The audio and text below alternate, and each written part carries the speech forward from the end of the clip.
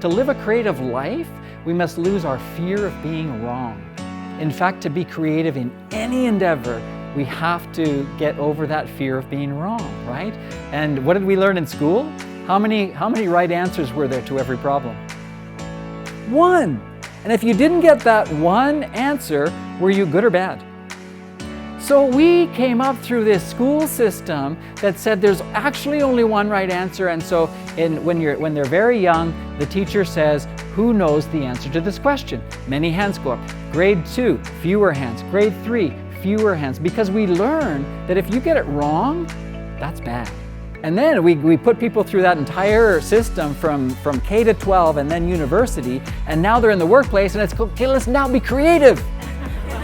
Everybody's looking at each other like, okay, so what's the right answer to that question?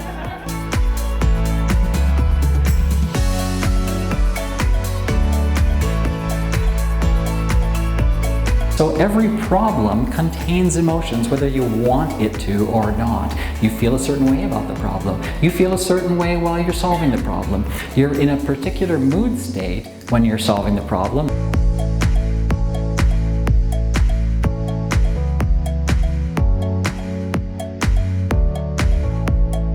Why do I have to express my emotions at work? And we reply with, that is how we are known. If you do not express your emotions, we can't know you. And if we can't know you, we can't trust you. When David Rock, who was the guy who wrote that book, The Neuroscience of Leadership, when he was asked, what do you think is the most important finding of neuroscience research over the past couple of decades? He said, the most interesting or impactful pathway in the brain is the pathway where we judge that first perception as either a threat to us or not a threat. In other words, that's our go, no-go decision. Do we approach that situation or do we avoid that situation, right? Do we move towards it or do we move away from it? And that is a really interesting and fairly simple definition of leadership. And we use that in our workshops and our training. It's like, do you approach or do you avoid? Because leaders approach.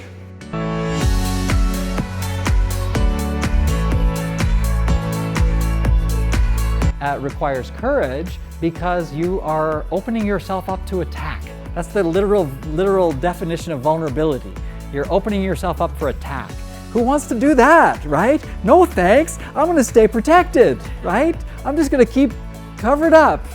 I'm not gonna expose myself to the world. That's dangerous.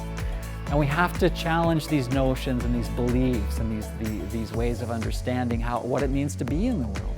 So that we can experience the joy and the reward. There is a risk-reward equation when it comes to going here beneath the surface, to vulnerability.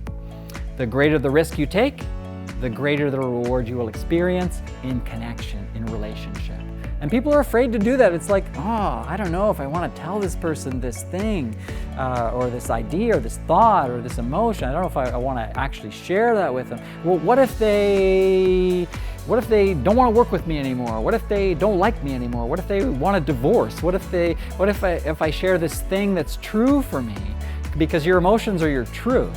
They're not the truth, but they're your truth. If you don't share that, you're actually being dishonest.